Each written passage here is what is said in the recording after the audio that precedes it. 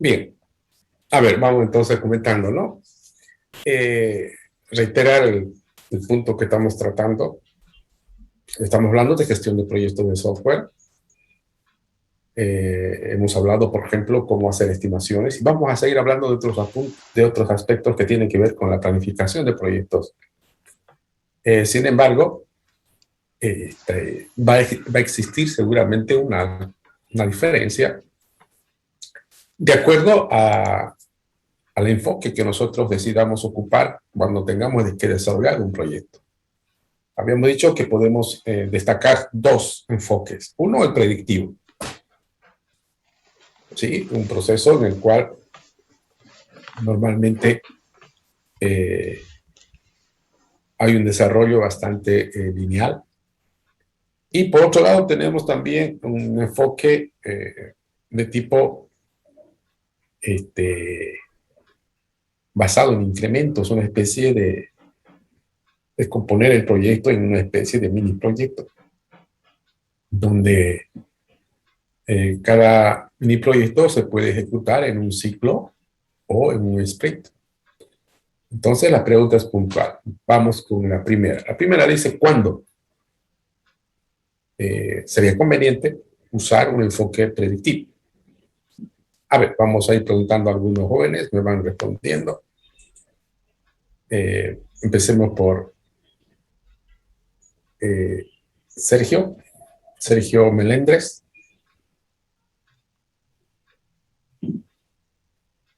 ¿Está Sergio?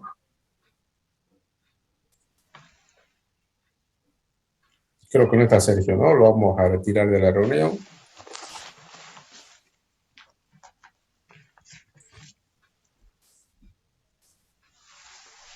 Vamos con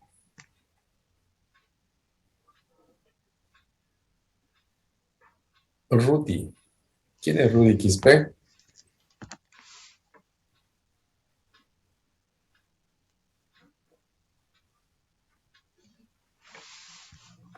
Vamos, Rudy, comentando. Comentarle que ingeniero que recién ingresé, no, ¿cuál es la pregunta? Para disculpar, es que tuve contratiempo. Bueno, vamos con Franklin Cáceres.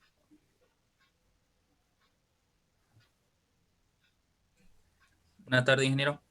¿Cómo está? ¿Cuándo usaría Este, usted un enfoque predictivo? O sea, ¿qué tomaría en cuenta para que en un determinado proyecto usted ocupe un modelo de proceso basado en un enfoque predictivo? ok, yo puse que para usar una gestión de proyecto con un enfoque predictivo es cuando el esfuerzo es mayor y la productividad también, y que se tiene en claro qué es lo que se quiere hacer. O sea, el alcance ya está bien completo. Bueno, muy bien. A ver, vamos con Alejandro. Alejandro Aragón. Buenas tardes, ingeniero. ¿Cómo está? Vamos comentando. Para la primera pregunta, puse que cuando el tamaño del proyecto sea considerablemente grande y se tenga definido un plan de proyecto totalmente, que ya no haya cambios a futuro.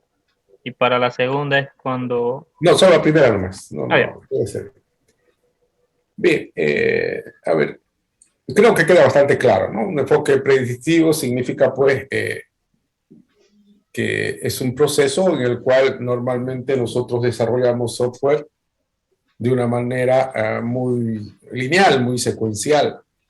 Es decir, agarramos un proyecto y lo descomponemos en un conjunto de etapas donde cada una de esas etapas se las desarrolla por lo general una vez, ¿no? Entonces, a eso nosotros llamamos, por ejemplo, un enfoque predictivo. Otro nombre que se usa es también de llamarle como tradicional, ¿no? O lineal, o clásico. Entonces, y ojo, ¿no? Ese modelo está tan vigente como cualquier otro modelo. No es que sea obsoleto en lo más mínimo. El modelo tradicional, el modelo predictivo, es un modelo por demás vigente, no tiene absolutamente nada de ser calificado como obsoleto ni nada por el estilo. El tema es que hay que saberlo usar. ¿Y cuándo lo vamos a usar?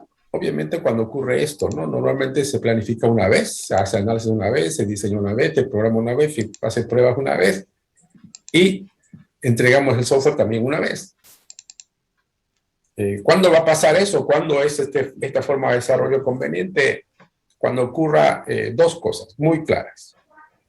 La primera, que se tiene un conocimiento bastante claro acerca de los requerimientos de software y estamos seguros que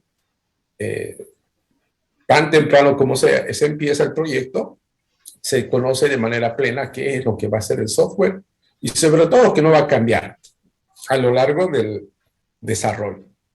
Esa es la primera condición. Y la segunda condición también que el equipo de desarrollo, el equipo que va a desarrollar el proyecto, también sea un equipo que tiene la suficiente capacidad y experiencia como para desarrollar el software en una sola pasada.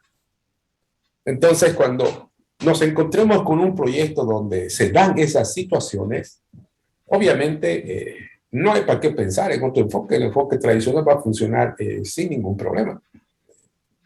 Sin embargo, en la segunda pregunta ya habla de esto, ¿no? Dice, ¿cuándo ocupamos un proceso basado en un conjunto de incrementos o un conjunto de ciclos o iteraciones? Por si acaso, el proceso unificado y Scrum son enfoques de desarrollo basados en el concepto de ser iterativos e incrementales. Ambos desarrollan el proyecto en un conjunto de mini proyectos. Nada más que uno le llama sprint y el otro le llama ciclo. ¿Así o no? Entonces vamos con la segunda pregunta. La pregunta número 2 decía, ¿cuándo o en qué situaciones tendríamos que nosotros considerar a un enfoque basado en incrementos como la alternativa más conveniente para desarrollar un proyecto? A ver, escuchemos a algunos jóvenes. Vamos con Cerezo, Margarita. ¿Está Cerezo? Buenas tardes, ingeniero. Me disculpe. ¿Tiene 2 dispositivos a su nombre? Sí, estaba ingresando de mi teléfono porque estaba teniendo problemas con mi máquina. Ya, bueno. Salir. Ya, vamos entonces comentando, Margarita. ¿Cuándo usted vería como una alternativa conveniente usar la gestión de proyectos basada en un enfoque iterativo, incremental? Ya, bueno. En el caso de que el proyecto, claro, se tenga conocimiento, ¿no? De lo que se desea realizar del proyecto, ¿no? Pero a diferencia es que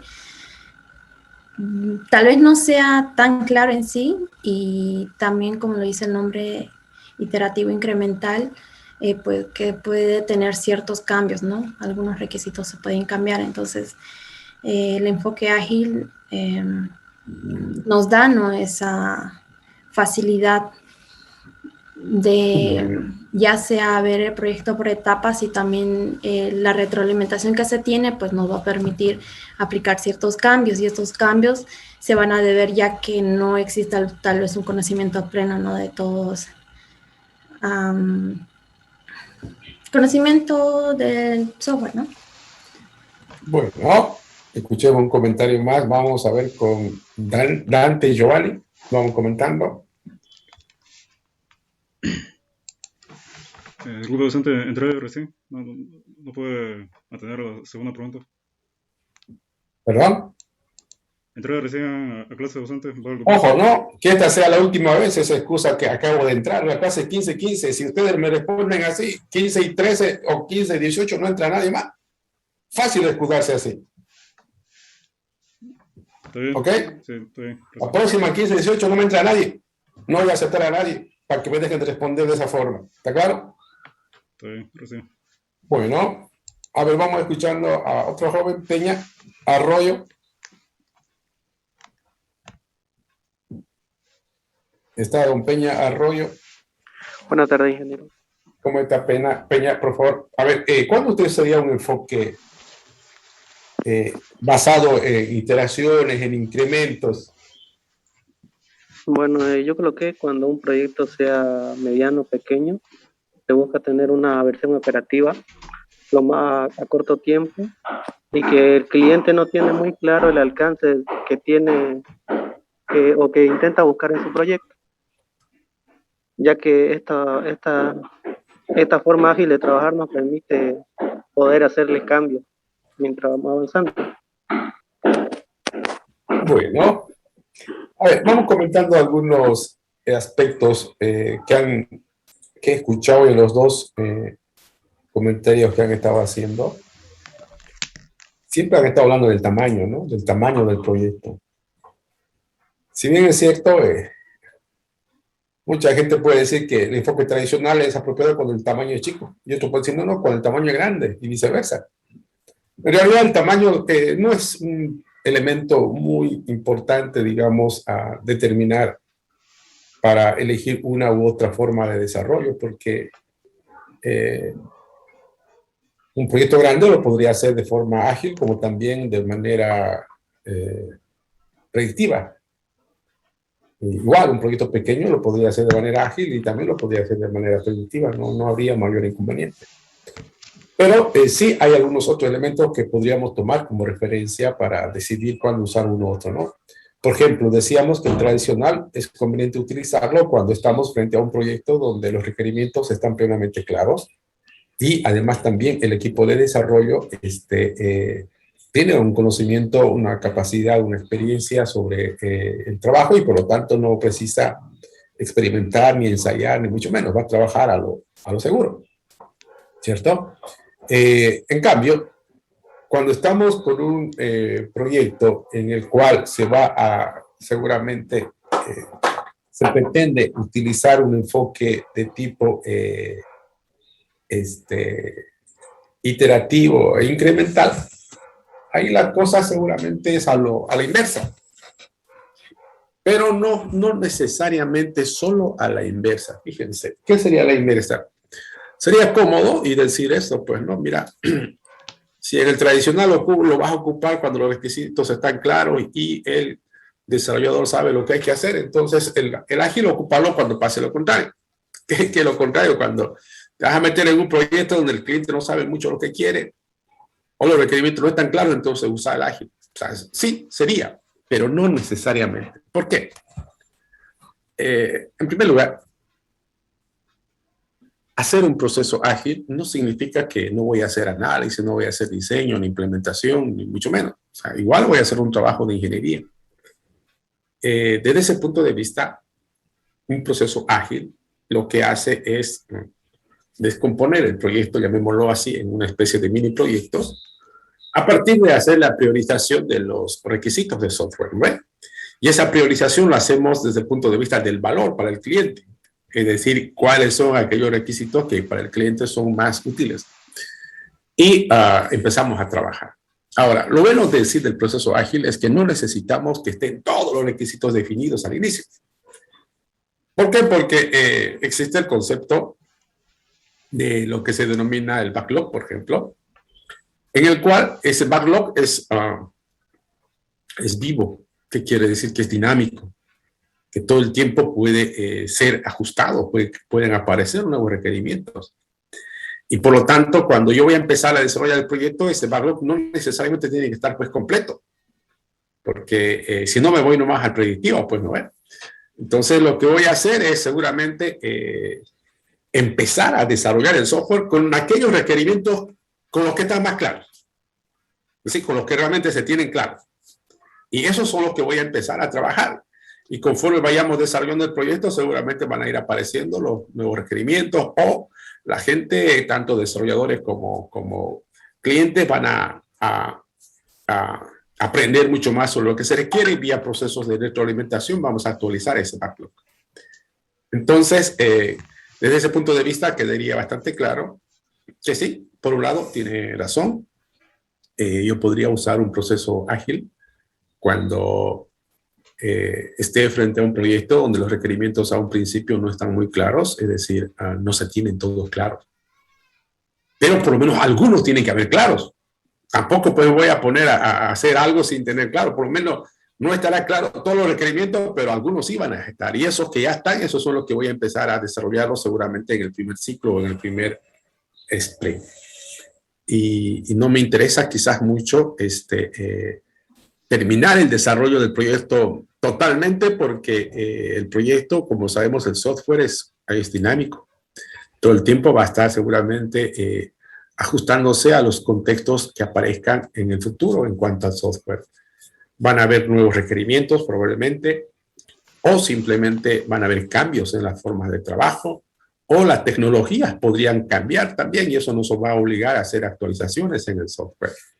Entonces, en síntesis, un enfoque ágil es muy conveniente cuando las cosas están muy dinámicas, es decir, cuando no están las cosas muy seguros de que no va a cambiar o van a aparecer nuevos requerimientos. Eso es la parte, llamémoslo así, como un enfoque radical en contra de lo que dice, por ejemplo, el predictivo.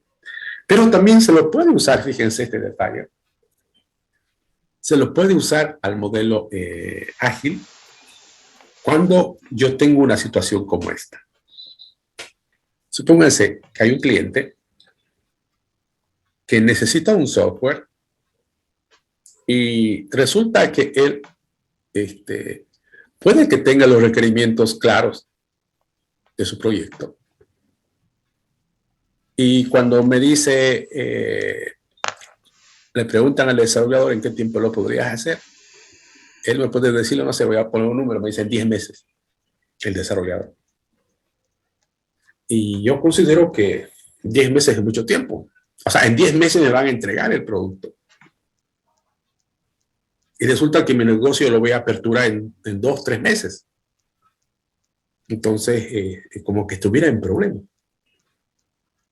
Entonces, ahí el desarrollador puede plantear cambiar de enfoque. Por más que los requerimientos estén claros, yo no voy a usar un enfoque predictivo. Voy a usar un enfoque basado en iteraciones y en incrementos. ¿Para qué? Para entregarle el software al cliente lo más pronto posible. ¿Se da cuenta, no? Es decir, no necesariamente los requerimientos tienen que ser cambiantes para usar el proceso ágil. Sí, estoy frente a una situación donde el cliente requiere una solución de software lo más pronto, entonces yo voy a usar un enfoque ágil, basado en ciclos o basado en sprint, donde lo que voy a hacer es priorizar, no sé. Igual voy a tardar 10 meses en desarrollar el software, pero lo que voy a hacer esos 10 meses probablemente lo voy a organizar, no sé, en 10 sprint o en 4 ciclos. ¿Se entiende, no? Y en cada sprint o en cada ciclo yo voy a generar una versión de software lista para que el usuario lo pueda usar. En vez de hacerle esperar 10 meses, el primer mes, por ejemplo, que podría ser un sprint o podría ser un ciclo, el cliente va a tener un software en sus manos. No estará terminado, claro que no. Pero va a tener un software que seguramente le va a permitir arrancar su negocio supongamos que tiene 3 meses, entonces hasta en 3 meses yo podría haber hecho 3 sprints. Significa que construye el software del 30%, por ponerle un número. Pero no estoy hablando de un software que está a medias, no estoy hablando de un software que está en beta, no, es una versión operativa, nada más que no está aún todavía con todos los requerimientos seguramente implementados. Pero los que están implementados están 100% funcionales, potencialmente desplegables.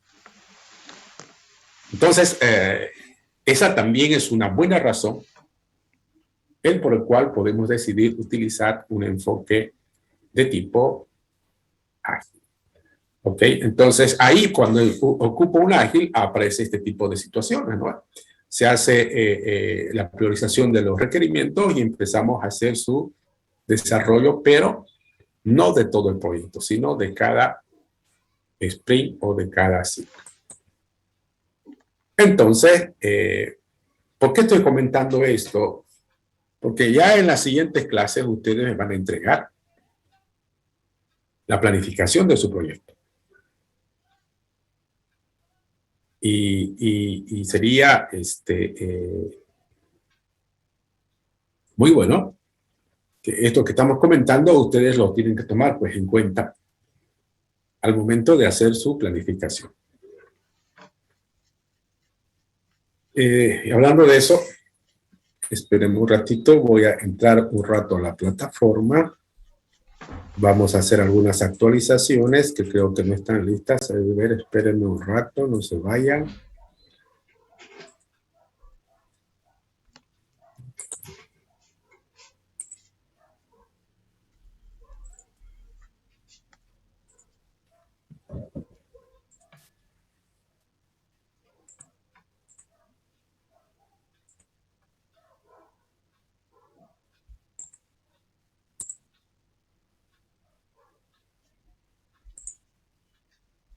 Bien, no estás. Entren un ratito a la plataforma. Voy a crear una actividad.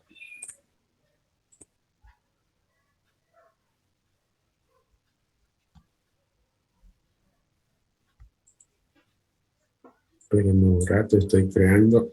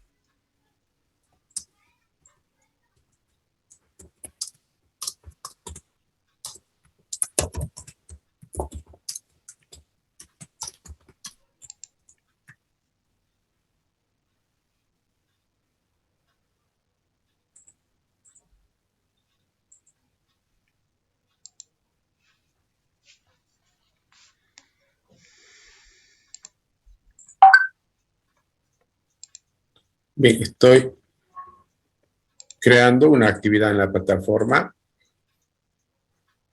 Espérenme un rato, por favor. 15.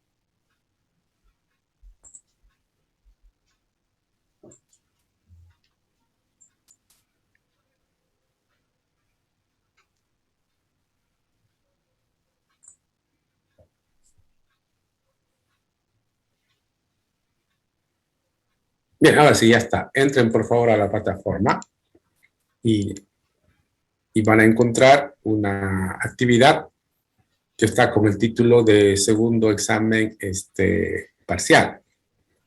Entonces, de acuerdo ya al cronograma de actividades que hemos definido en la clase anterior y obviamente del examen que lo tenían definido hace tiempo atrás, ahí van a ir publicando aquellos jóvenes que van a presentarse al segundo examen parcial. ¿Ok? Bueno. Ahora les decía respecto al proyecto de la materia, todos estos puntos que estamos avanzando, desde las métricas, las estimaciones y lo que vamos a hacer de aquí en adelante, ustedes lo tienen que ir aplicando al proyecto de la materia. Es decir, por ejemplo, en la clase anterior hemos terminado estimaciones. Eso lo van a aplicar al proyecto en un 100%. ¿Ok? Entonces, no esperen que yo les diga, o sea, de aquí en adelante y lo previo que hicimos, todo avance que hagamos deben ir aplicando al proyecto. Va a llegar el día que les voy a decir, jóvenes, en tal fecha entregan el proyecto final. Creo que ya lo tenemos definido. Y para esa fecha van a tener que, aparte de subir la aplicación, van a tener que publicar la documentación pertinente. ¿Ok? Bueno. ¿Por qué estoy insistiendo con esto de que deben darse cuenta si van a usar un enfoque predictivo o van a usar un enfoque basado en incrementos? Por la manera de planificar.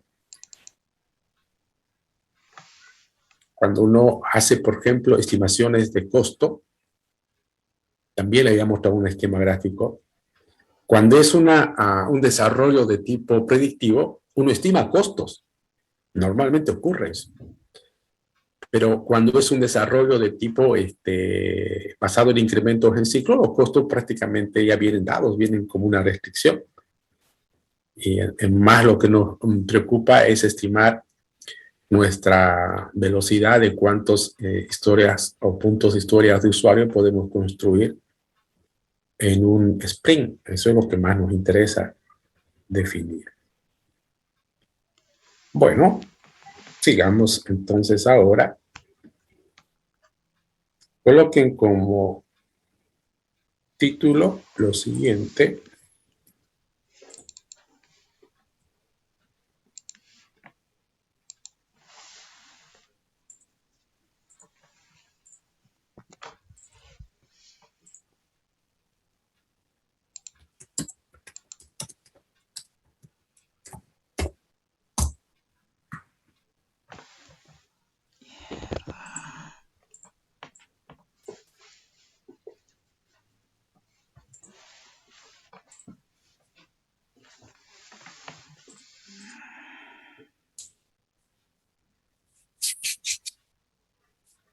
Bien, coloquen como un título Gestión del riesgo.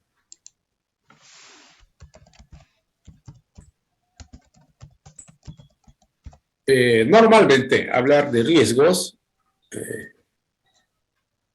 me imagino que a nadie le gusta, ¿no? Hablar de riesgos, pero es necesario porque si uno no los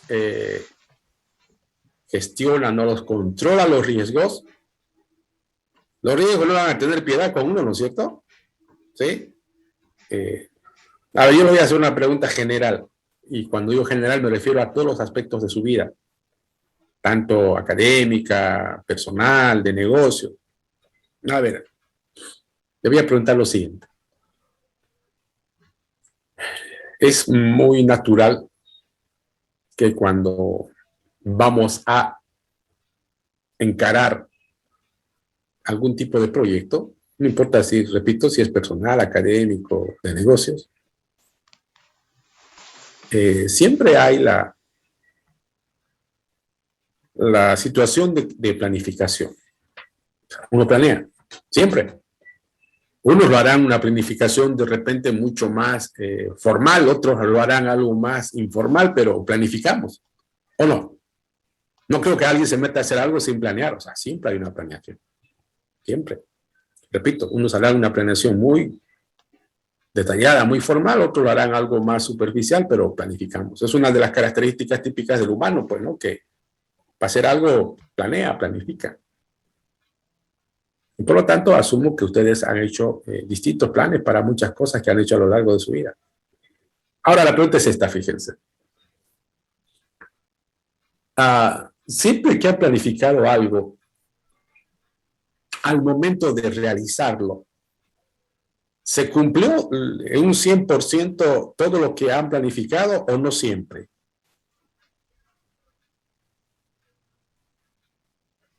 No sé si alguien quiere comentar y me dice, mire, yo siempre que he planeado algo, siempre me salió bien.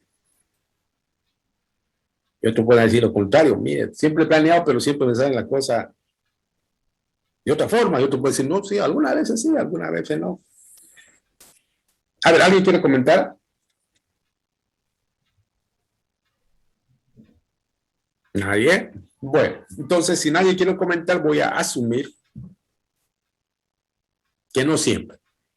Es decir, que no siempre le salen las cosas como han planeado, que normalmente es lo más normal. Ok, voy a asumir eso.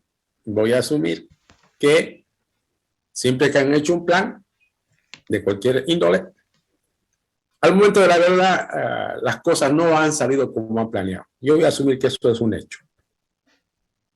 Bien, ahora les voy a pedir que hagan un ejercicio. En su cuaderno van a escribir igual de manera general, o si quieren con un cuento también lo pueden hacer, pero no precisan. Quiero que me digan cuáles son las razones que ustedes consideran para que un plan no se cumpla conforme lo hemos planeado. O sea, ¿qué ocurre? ¿Qué pasa? Acabo de decir, un escenario es que siempre que hacemos algo planeamos. Luego hemos dicho que, pero nuestro plan no siempre se cumple, por lo general no se cumple. Entonces, si esos dos antecedentes son reales, ahora yo quiero que me escriban en su cuaderno.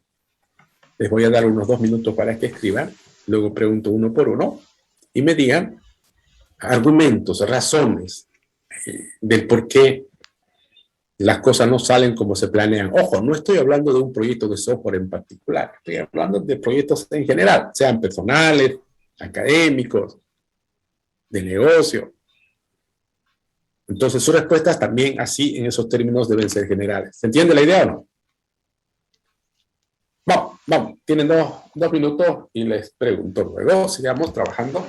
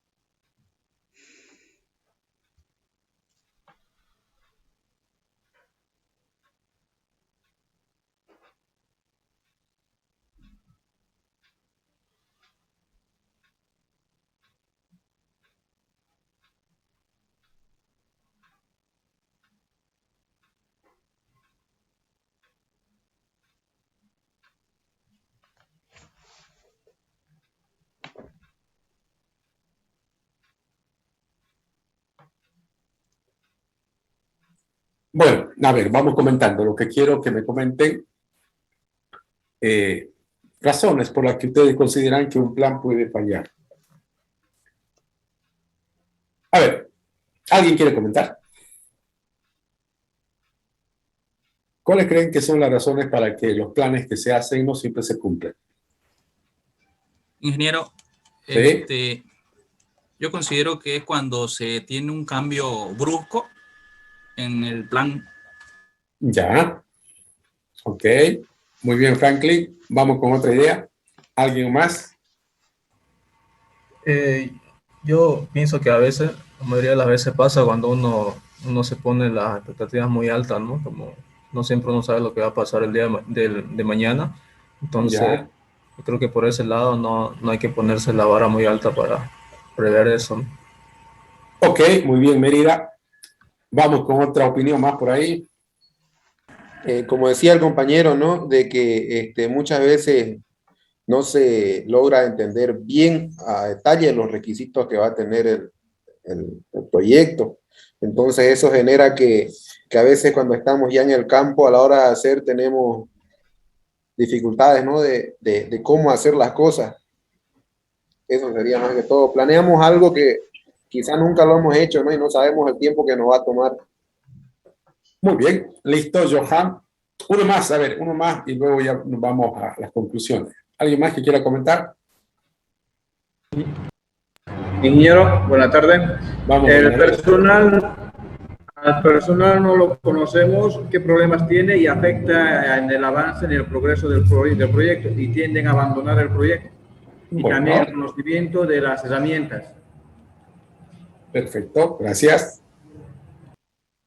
Bien, todo lo que ustedes han mencionado obviamente son razones por demás válidas que pueden deberse de acuerdo a las circunstancias el por qué un proyecto puede fallar o no. Pero si ustedes se dan cuenta, todo lo que han hablado tiene que ver con esta palabra.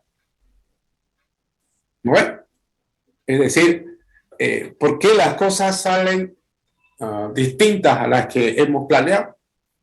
Seguramente por la presencia de ciertos riesgos. ¿Y qué son los riesgos?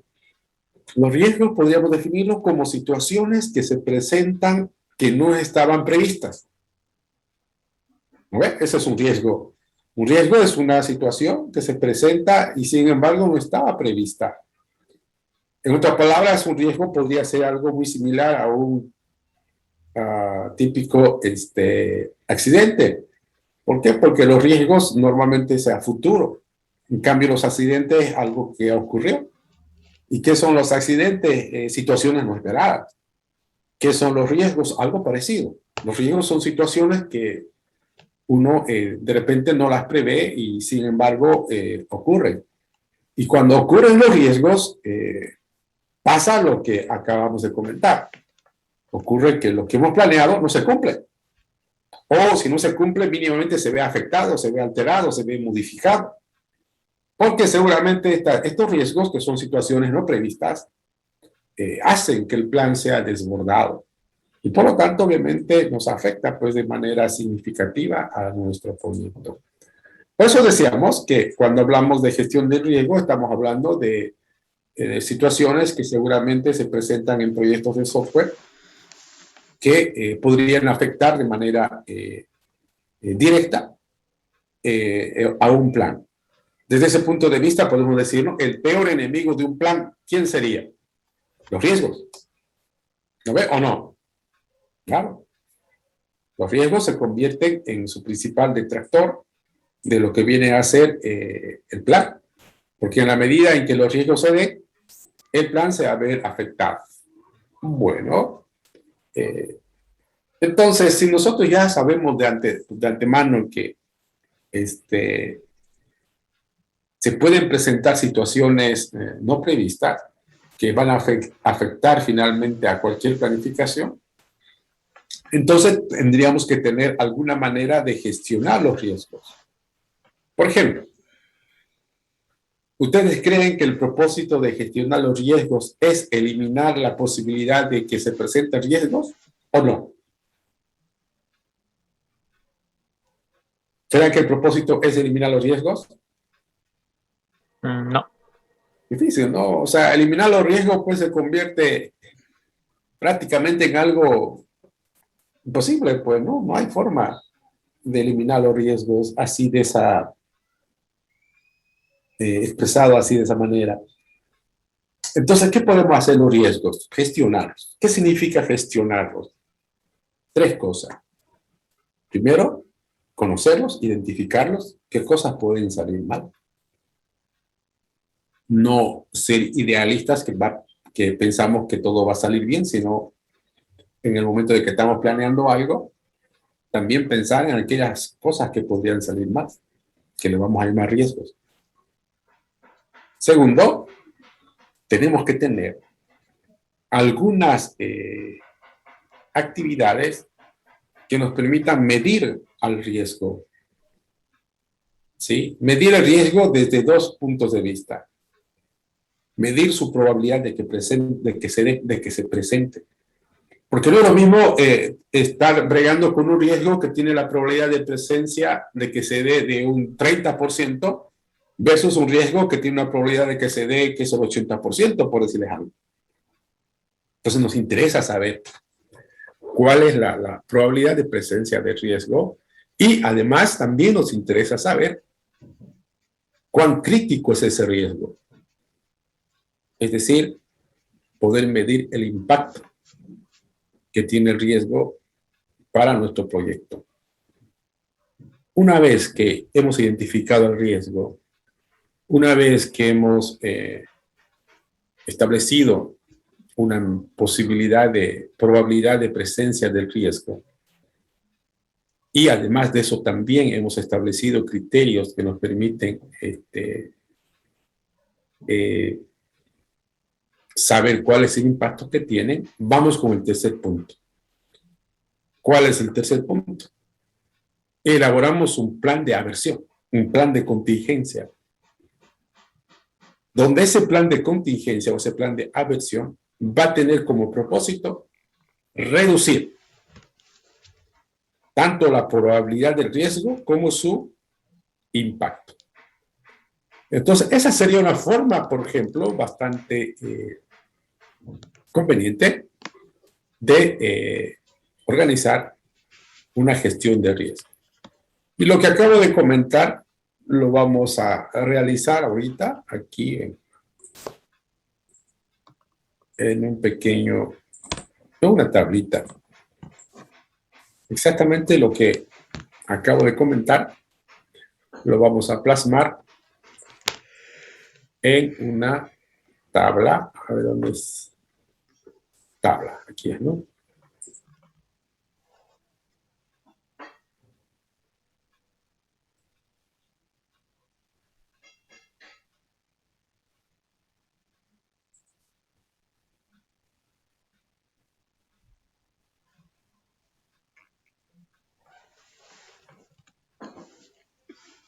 Podemos hacer algo así. ¿Dónde era?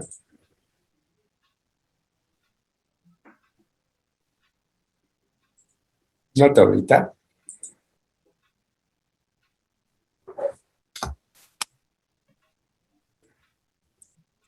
Aquí vamos a colocar el riesgo. Aquí vamos a medir su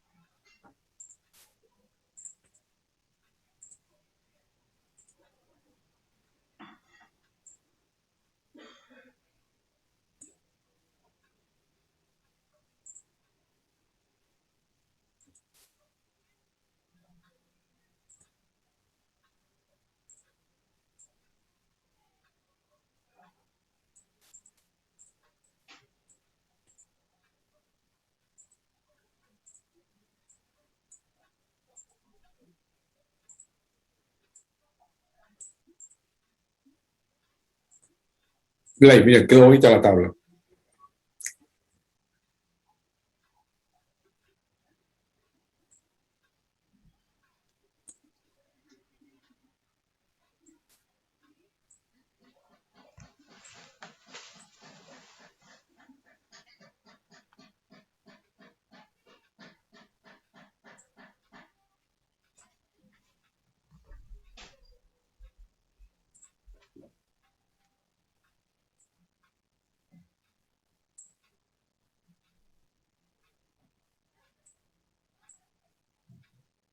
Bueno, entonces podemos usar una tablita como esta, en la cual vamos a colocar en primer punto, va a ser identificar todos los riesgos posibles que nosotros consideremos que se podrían dar en un proyecto. Riesgo 1, riesgo 2, y así sucesivamente.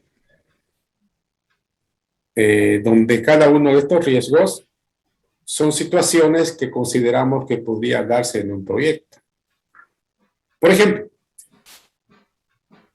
un primer riesgo podría ser así, ¿no?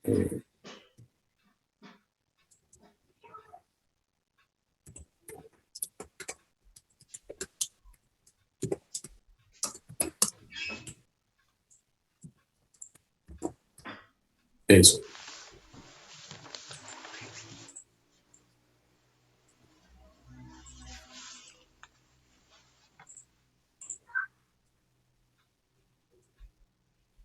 ¿Está bien ese ejemplo o no? ¿Puede pasar o no puede pasar que algún integrante del equipo abandone el proyecto? Puede pasar, ¿no? Sí. Sí, ¿no? Claro, pasa. Y en el caso de los programadores es muy frecuente. Ahora, aquí lo que en teoría debería hacer es asignarle una probabilidad de presencia de ese riesgo. Como decimos acá, un porcentaje, y ese porcentaje normalmente es un valor que va a ir entre el 1 y el 100, ¿no? Ahora, ¿de dónde saco un porcentaje? ¿Cuál es la probabilidad de que, usando como ejemplo que el programador se va? Obviamente ustedes van a escribir a su proyecto más riesgos, ¿no? Van a colocar más ejemplos de riesgo. Acá colocarán el riesgo 3, el riesgo 4, etcétera. Yo voy a hacer un ejemplito nada más. Ahora, ¿de dónde saco un valor? No sé. El valor que yo escriba acá no puede ser, pues, arbitrario. Ese valor tiene que ser un valor que lo estoy tomando en base a algún criterio bastante definido. ¿Y cuál es el criterio? Como en todo, pues la estadística. ¿No es? La estadística. ¿Qué quiere decir eso? Por ejemplo, yo hago el siguiente análisis. Pregunto. Digo, ¿no? A ver, en el pasado, del 100% de los proyectos que se han realizado, ha habido alguna vez el hecho de que algún integrante del equipo abandone el proyecto. Sí, podría decir. Bueno, a ver, ¿en cuántos proyectos?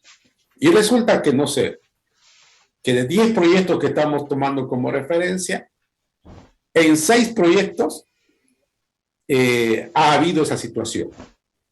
Entonces yo agarro y digo, en mi proyecto hay una probabilidad del 60% también de que se dé la situación. ¿Se entiende, no ve? O sea, ¿en qué me estoy basando? Me estoy basando exclusivamente en la estadística para empezar. Sin embargo, esa estadística, que en este caso es datos históricos, lo he tomado de 10 proyectos anteriores que se han hecho. En 6 proyectos siempre han abandonado los integrantes del equipo de desarrollo. Entonces entiendo que para mi proyecto hay una probabilidad del 60% que se presente. Algo similar al valor esperado a partir de lo que es la probabilidad de presencia. Pero también podría ajustar esto, porque de repente las condiciones de esos 6 proyectos eran distintas a la nuestra. Entonces este valor podría verse afectado también. ¿Cierto? Entonces, si yo les pregunto cuáles son los criterios para asignar un valor de probabilidad de presencia del riesgo, decimos por lo menos 3 cosas. Primero, la estadística, los datos históricos. Segundo, el análisis de la situación actual.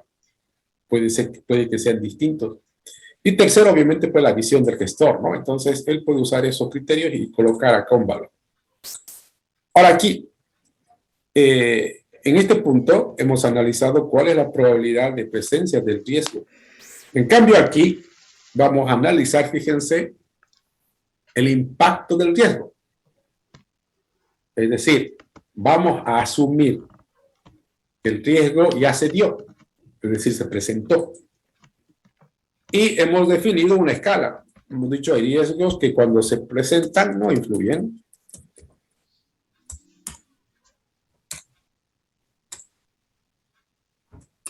Hay otros riesgos que tienen un impacto moderado. Hay otros riesgos que tienen un impacto fuertemente significativo. También existen riesgos críticos. Entonces yo definí esa escala. Ojo, ¿no? Ustedes pueden utilizar otra escala. Pueden poner A, B, C, alto, medio, bajo. Eso depende pues de cada quien. Entonces, yo voy a usar esta categoría de riesgos para representar su impacto. ¿Qué es un riesgo que no influye? Un riesgo que no influye es aquella situación imprevista que se presenta, pero no pasa de ser una molestia. Pero no tiene mayor repercusión, digamos, en el proyecto. En cambio, un riesgo crítico es aquel riesgo que cuando se presenta, obviamente, altera de manera muy fuerte lo planificado. ¿Ok? Por lo tanto, para asignar un valor tengo que analizar pues, ¿no? las características de trabajo que estoy usando y darle un valor de peso en el caso que algún programador me abandone el equipo. Yo lo voy a colocar como significativo. Es decir, entiendo que si algún integrante del equipo de desarrolladores se va, el proyecto se va a ver significativamente afectado. Bueno, ahora, hasta ahí hemos hecho 3 cosas. Primero, hemos identificado el riesgo. Segundo, hemos determinado la probabilidad de que el riesgo se dé. Y tercero, estamos midiendo el impacto que pueda tener el riesgo del proyecto. Ahora tenemos que hacer un plan de aversión, como dice acá su nombre. ¿Sí?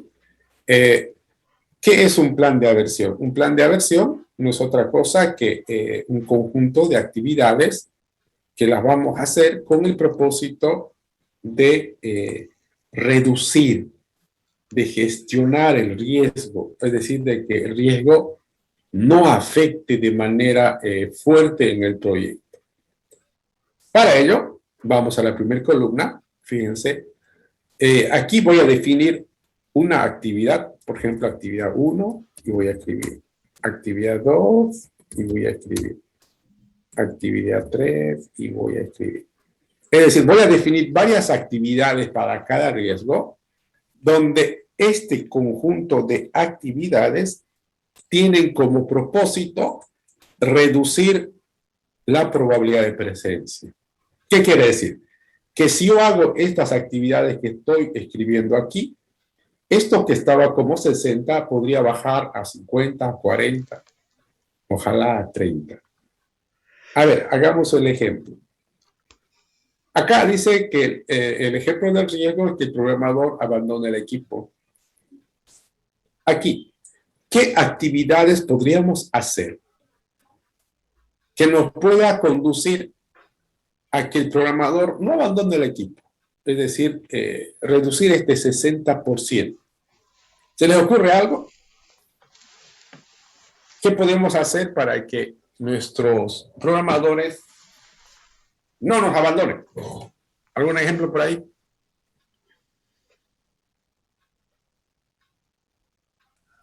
Por ejemplo, podríamos escribir algo como esto, ¿no?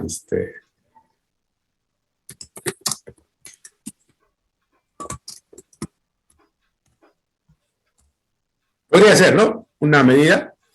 Sí, no es lo mismo tenerlo a un programador así de boca, digamos, contratado, que tener, pues, ¿no? Un contratito más o menos formal que le dé seguridad tanto al programador como al gestor que él está ahí. O sea, eso es mucho más seguro para ambos y de repente hay mucha gente que se va porque está inestable por su trabajo, ¿no? O sea, puede ser. ¿Qué más podríamos hacer para que el programador no se vaya?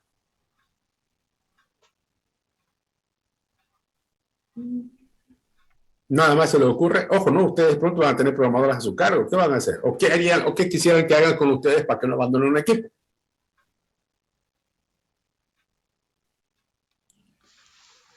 Ingeniero, tener al equipo de desarrollo motivado, ¿no? O sea que Bueno, con esas ganas de irse. por ejemplo, podemos escribir eso, ¿no? Motivar el equipo. ¿Qué significa motivar el equipo? Bueno, podría significar varias cosas, ¿no? Un salario acorde a una infraestructura de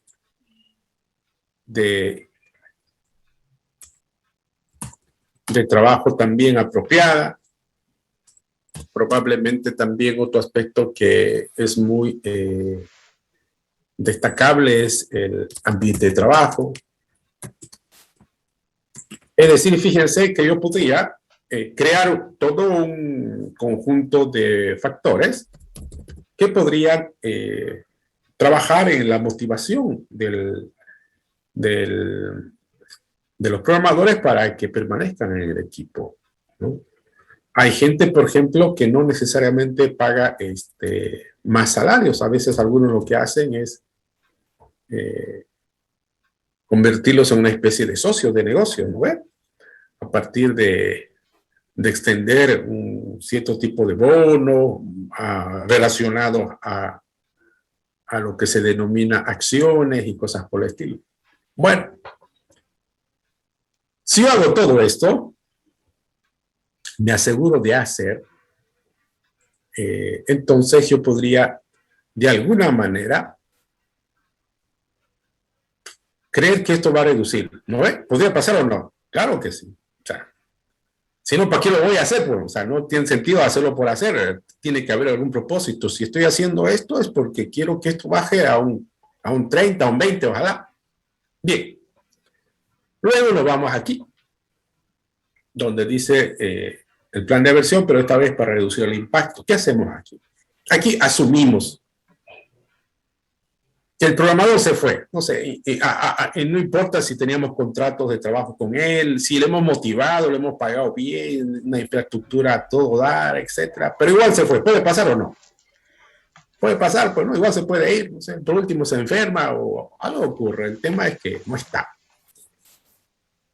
Entonces, ahora acá yo tengo que escribir también un conjunto de actividades, pero esta vez este conjunto de actividades que voy a escribir aquí tienen como propósito reducir esto, el impacto. Aquí está como significativo, es decir, en esta categoría. Entonces, la idea es que haciendo estas actividades de aquí, esto que está en significativo podría bajar a moderado, ojalá bajara a no influir. A ver.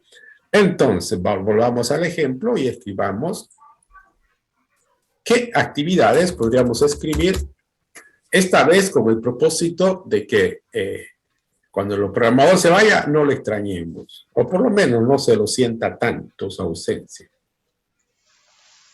¿Qué harían?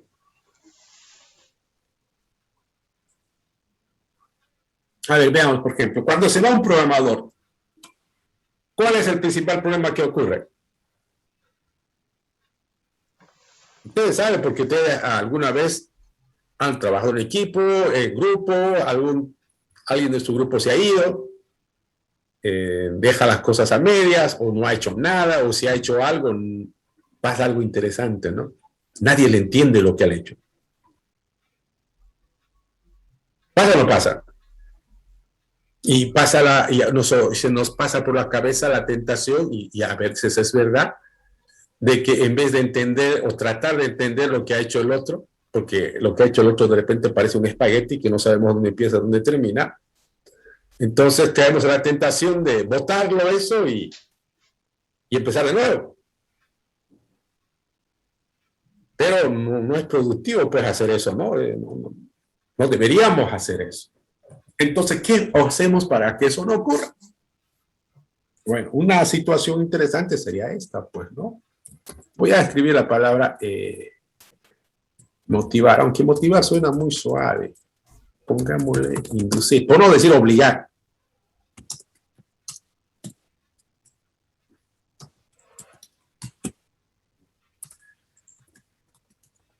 Por ejemplo, yo podría hacer eso. Voy a adoptar algún estándar de codificación y de alguna manera me voy a asegurar que los programadores pues lo sigan dicho estándar. Porque entendemos que uno de los grandes problemas que ocurre cuando un programador se va y viene otro es que no le entiendo a su código. ¿Y por qué no le entiendo su código? Porque está hecho, no sé, pues de tal forma que solamente el que lo ha hecho lo entiende. Y a veces ocurre que ni el mismo que lo ha hecho se acuerda después de un buen tiempo. ¿Por qué? Porque es un código desprolijo, un código hecho sin seguir algún estándar. Entonces, la teoría dice que si usamos estándar de codificación, las cosas podrían aclararse. Y de repente funciona. Podemos hacer eso. Otra medida que podría tomar es, qué sé yo, seleccionar lenguajes de programación donde haya recurso disponible. Es decir, cuando yo tenga que decidir la implementación de un proyecto, voy a elegir un lenguaje donde yo tenga la seguridad de que conozco gente que puede venir, continuar el trabajo y no usarme un lenguaje donde nadie más lo conoce que el que se ha ido y entonces conseguir otro es una aventura. Y los nuevos que van a venir tienen que todavía aprender y eso significa atrasarse bastante en el tiempo. Y un tercer elemento podría ser esto que es caro, pero muy funcional. ¿Sí? Es decir, voy a tener una especie de categoría entre mis programadores. Por ejemplo, van a estar los programadores senior, vamos a llamarlos, responsables directos de la implementación. Pero por detrás voy a colocar lo que se denominan los pasantes, los juniors, que van a estar haciendo el seguimiento a ellos, por un costo menor, obviamente. De tal manera que si uno de los senior abandona, este puede asumir el trabajo sin mayor problema. Entonces, fíjense, la idea es muy sencilla, o sea, no es para nada complicada, pero es muy útil para tratar ciertos riesgos que de verdad podrían